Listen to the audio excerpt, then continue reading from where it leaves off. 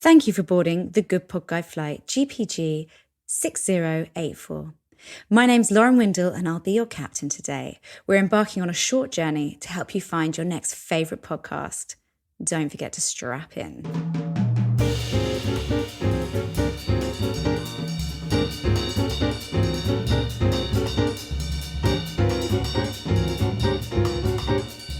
So I had a dream that I was dating Jamie Oliver last night. Wasn't cheating because in the dream he was divorced and he only had 2 kids, even though I think in real life he has like 10, and they were 2 girls, and I think they really liked me, and it was just like quite a nice life, you know. He cooked really good food. Maybe that's what I'll be working towards, unless they're actually not divorced, in which case I don't want to be a homewrecker, and I don't think they are divorced. They actually seem pretty happy. Good for them. Let me tell you about the podcast, The Sun King. This is a biographical podcast of the controversial life of Rupert Murdoch. It looks at his expansion into the UK, where he bought the News of the World, The Sun, and The Times. And then as he moved into the States and bought the New York Post, the Wall Street Journal, and of course, Fox Network. It's presented by David Dimbleby, who is a veteran broadcaster.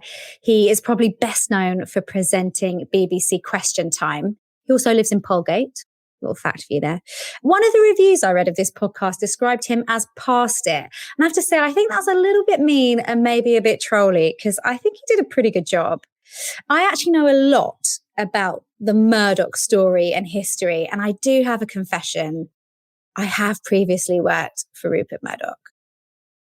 Hello, have we still got anyone tuned in?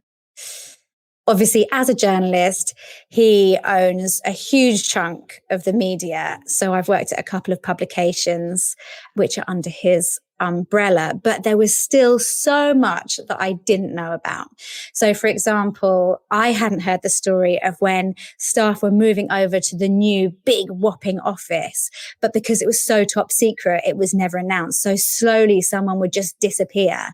And they would actually have been moved over to this office, but their desk would just be cleared one day and no one would ever know where they'd gone. And it's just this like really sinister relocation / potentially murder situation that all became clear later when they realized that they were relocating people one by one. They also talk a lot about the phone hacking scandal and talk to the journalist who broke that story. And there's a few other really shocking stories, like reporters pretending to be doctors in order to secure exclusive access to victims of violence. It's a 6-parter with a bonus episode, and each of those averages about 45 minutes. The catch is it's an Audible original, so it is behind a paywall, but good content is worth paying for. So if you're already a member of Audible, then you can access it for free. Otherwise, you will have to sign up to a subscription, which I'm sure you can cancel straight away afterwards if you wanted. It's a warning against Rupert Murdoch's extreme power and influence. And David Dimbleby is not on Rupert's side, that's for sure. They do go into his close relationship with other political leaders. It is really interesting. It's high production value, extensively researched, but it's more a summary of a history which is already quite well documented. It doesn't really blow the lid off of the story or bring you anything particularly new. If you have an interest in the Murdoch story because you've seen the US show Succession and you want more information about the family dynamics and how the company is passed in terms of power and blah, blah, blah, this is not the right documentary for you because it doesn't really go into that. But BBC documentary, The Rise of the Murdoch Dynasty, has got all of that info.